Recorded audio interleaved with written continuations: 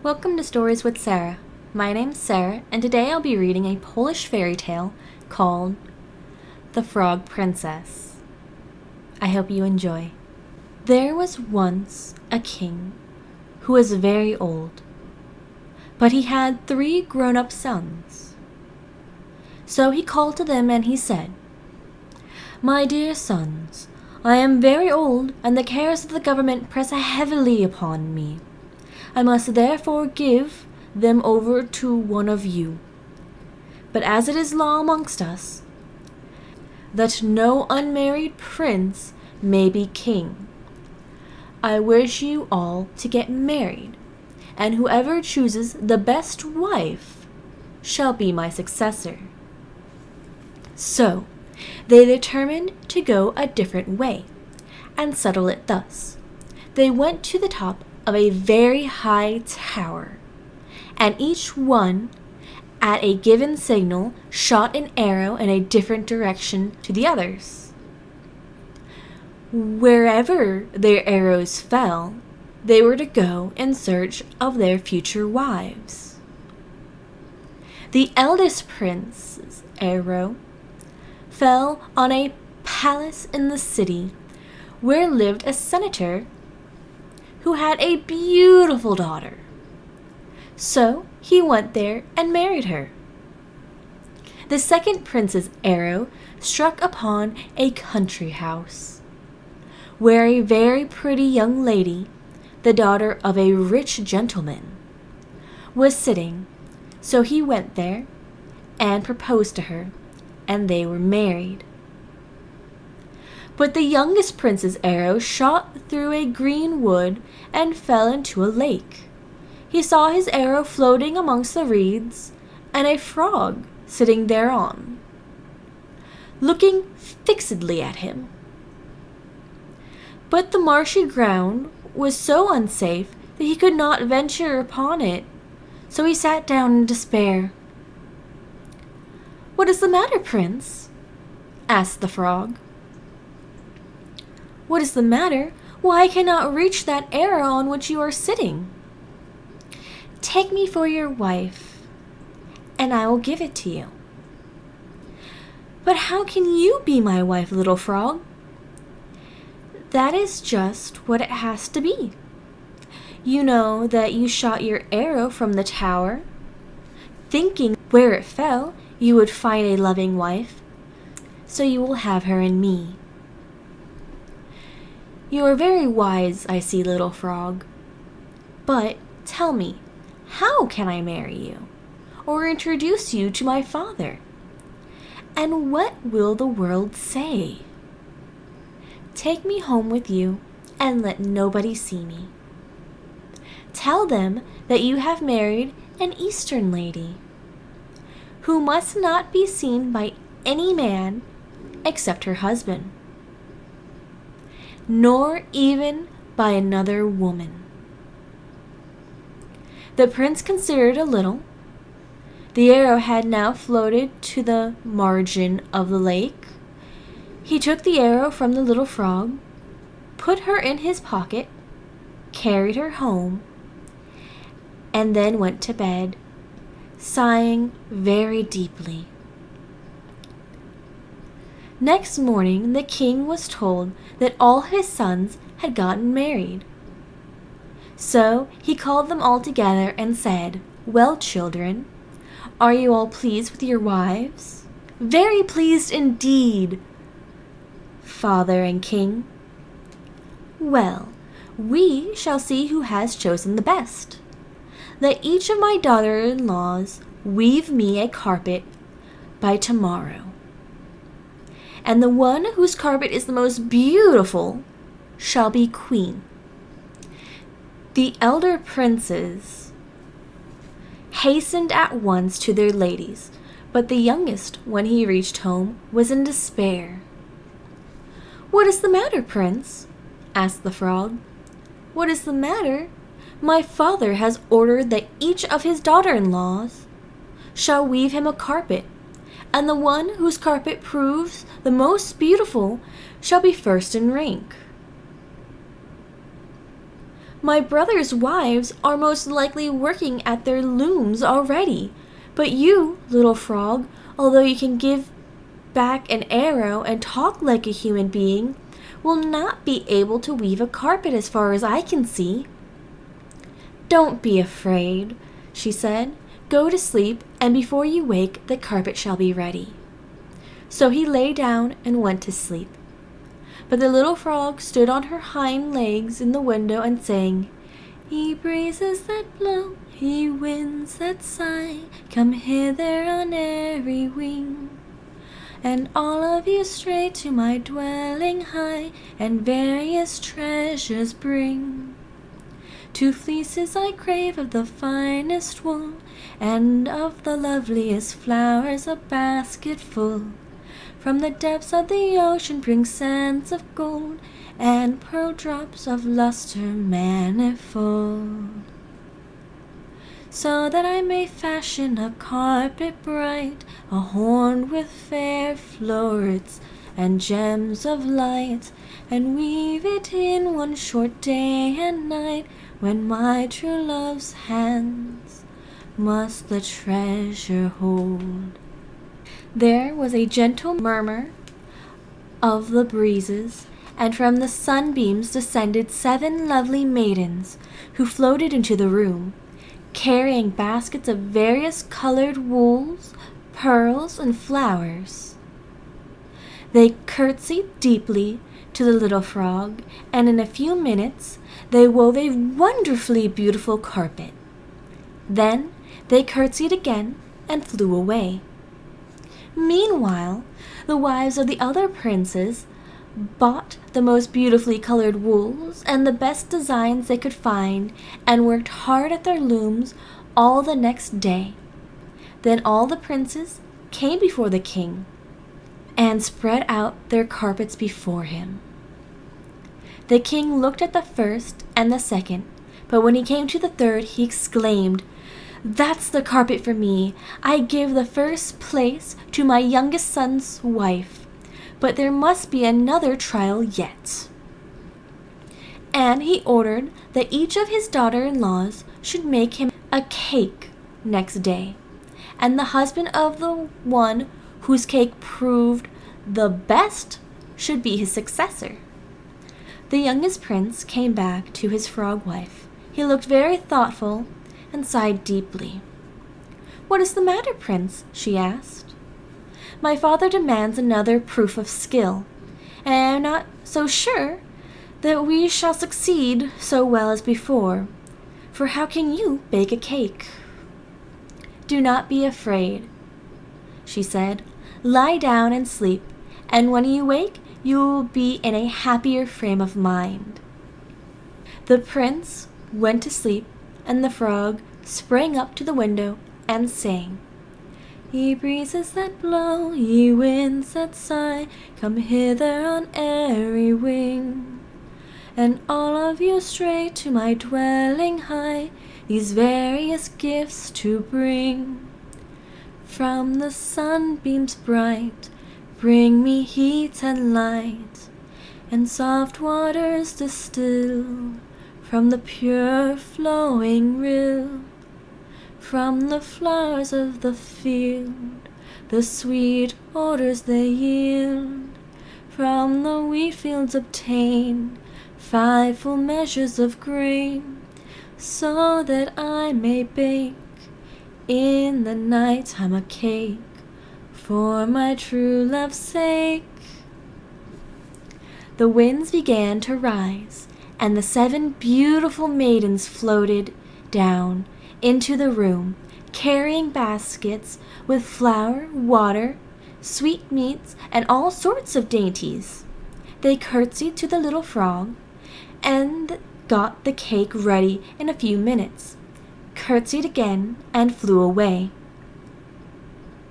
The next day the 3 princes brought their cakes to the king. They were all very good, but when he tasted the one made by his youngest son's wife, he exclaimed, "That is the cake for me, light, floury, white, and delicious. I see, my son, you have made the best choice. but we must wait a little longer." The 2 eldest sons went away much depressed, but the youngest greatly elated. When he reached home, he took up his little frog, stroked and kissed her, and said, "Tell me, my love, how it was that you, being only a little frog, could weave such a beautiful carpet or make such a delicious cake?" "Because, my prince, I am not what I seem. I am a princess, and my mother is a renowned queen of light and a great enchantress, but she has many enemies, who, as they could not injure her, were always seeking to destroy me. To conceal me from them, she was obliged to turn me into a frog, and for 7 years I have been forced to stay in the marsh where you found me. But under the frog skin, I am really more beautiful than you can imagine. Yet until my mother has conquered all her enemies, I must wear this disguise. After that takes place, you shall see me as I really am." While they were talking, 2 couriers entered. The king's orders to the young prince to come to a banquet at the king's palace and bring his wife with him, as his brothers were doing by theirs. He knew not what to do, but the little frog said, "Do not be afraid, my prince. Go to your father alone, and when he asks for me, it will begin to rain. You must then say that your wife will follow you, but she is now bathing in May dew. When it lightens, say that I am dressing, and when it thunders, that I am coming." The prince, trusting to her word, set out for the palace, and the frog jumped to the window and, standing on her hind legs, began to sing. "Ye breezes that blow, ye winds that sigh, come hither on airy wing, and all of you straight to my dwelling high, these several gifts to bring. My beauty of yore, and my bright youth once more, all my dresses so fair, and my jewels so rare, and let me delight my dear love by the sight." And then the 7 beautiful damsels, who were the handmaidens of the princess when she lived with her mother, floated on the sunbeams into the room. They curtsied, walked 3 times around her, and pronounced some magical words. Then the frog skin fell off her, and she stood among them, a miracle of beauty. And the lovely princess she was. Meanwhile the prince, her husband, had arrived at the royal banquet hall, which was already full of guests. The old king welcomed him warmly and asked him, "Where is your wife, my son?" Then a light rain began to fall, and the prince said, "She will not be long. She is now bathing herself in May dew." Then came a flash of lightning, which illuminated the palace, and he said, "She is now adorning herself." But when it thundered, he ran to the door and exclaiming, "Here she is!" And the lovely princess came in, seeming to bring the sunshine with her. They all stood amazed at her beauty. The king could not contain his delight, and she seemed to him all the more beautiful because he thought her the very image of his long-deceased queen. The prince himself was no less astonished and overjoyed to find such loveliness in her, whom he had only as yet seen in the shape of a little frog. "Tell me, my son," said the king, "why you did not let me know what a fortunate choice you had made." The prince told him everything in a whisper, and the king said, "Go home then, my son, at once, and pick up that frog skin of hers, throw it in the fire, and come back here as fast as you can. Then she will have to remain just as she is now." The prince did as his father told him, went home and threw the frog skin into a fire, where it was once consumed. But things did not turn out as they expected, for the lovely princess, on coming home, sought her frog skin, and not finding it, began to cry bitterly. When the prince confessed the truth, she shrieked aloud, and taking out a green poppy head, threw it at him. He went to sleep at once, but she sprang to the window, sang her songs to the winds, upon which she was changed into a duck, and flew away. The prince woke up in the morning, and grieved sadly when he found his beautiful princess gone. Then he got on horseback, and set out to find her, inquiring everywhere for the kingdom of the Queen of Light, his princess's mother, to whom he supposed she must have fled. He rode on for a very, very long time, till one day he came into a wide plain, all covered with poppies in full flower, the odor of which so overpowered him that he could scarce keep upright in his saddle. Then he saw a queer little house, supported on 4 crooked legs. There was no door on the house, but knowing he ought to do, he said, "Little house, move. On your crooked legs free, turn your back to the wood, and your front door to me." The hut with the crooked legs made a creaking noise, and turned round, with its door towards the prince. He went straight in, and found an old fairy whose name was Yenjar inside. She was spinning from a distaff and singing. "How are you, prince?" she said. "What brings you here?" So the prince told her, and she said, "You have done wisely to tell me the truth. I know your bride, the beautiful daughter of the Queen of Light. She flies to my house daily, in the shape of a duck, and this is where she sits. Hide yourself under the table, and watch your opportunity to lay hold of her. Hold her fast, whatever shapes she assumes. When she is tired, she will turn into a spindle. You must then break the spindle in 2, and you will find that which you are seeking." Presently the duck flew in, sat down beside the old fairy, and began to preen her feathers with her beak.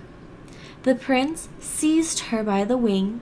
The duck quacked, fluttered, and struggled to get loose, but seeing this was useless, she changed herself into a pigeon, then into a hawk, and then into a serpent, which so frightened the prince that he let her go, on which she became a duck again, quacked aloud, and flew out the window. The prince saw his mistake, and the old woman cried aloud, "What have you done, you careless fellow? You have frightened her away from me forever.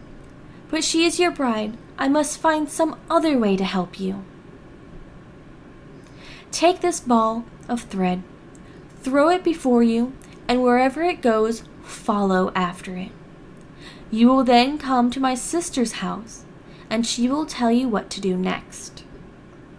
So the prince went on day and night, following the ball of thread, till he came to another queer little house, like the first, to which he said the same rhyme, and going in, found a second old fairy, and told her his story. "Hide under the bench," she exclaimed. "Your bride is just coming in." The duck flew in, as before, and the prince caught her by the wing. She quacked and tried to get away. Then she changed herself into a turkey, then into a dog, and then into a cat, and then into an eel, so that she slipped through his hands and glided out the window. The prince was in despair, but the old woman gave him another ball of thread, and he again followed it, determining not to let the princess escape again so easily. So going after the thread, as it kept unwinding, he came to a funny little house. Like the first two, he said, "Little house, move on your crooked legs free. Turn your back to the wood and your front door to me." The little house turned around so that he could go in, and he found a third old fairy inside, much older than her sisters, and having white hair. He told her his story and begged for help. "Why did you go against the wishes of your clever and sensible wife?" said the old woman.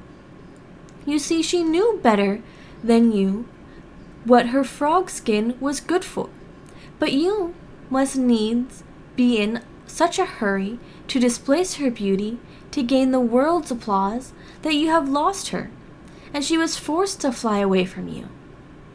The prince hid himself under the bench. The duck flew in and sat on the old woman's feet, on which he caught her by the wings. She struggled hard, but she felt his strength was too great for her to resist, so she turned herself into a spindle at once. He broke it across his knee, and lo, and behold, instead of the two halves of the spindle he held in his hands his beautiful princess, who looked at him lovingly with her beautiful eyes and smiled sweetly. And she promised him that she would always remain as she was then, for since her mother's enemies were all dead, she had nothing to fear. They embraced each other and went out of the old fairy's hut. Then the princess spoke some magical spells, and in the twinkling of an eye there appeared a wonderful bridge reaching from where they stood hundreds of miles up to the very gallery of the palace belonging to the prince's father. It was all made of crystal, with golden handrails and diamond bosses upon them. The princess spoke some more magical words, and a golden coach appeared, drawn by 8 horses, and a coachman, and 2 tall footmen, all in golden liveries, and there were 4 outriders on splendid horses, riding by the side of the coach, and an equerry riding in front, and blowing a brazen trumpet, and a long procession of followers in splendid dresses came after them. Then the prince and princess got into the golden coach and drove away, thus accompanied along the crystal bridge till they reached home, when the old king came out to meet them and embraced them both tenderly. He appointed the prince his successor, and such magnificent festivities were held on the occasion as never were seen or heard of before. And that was the story of the Frog Princess.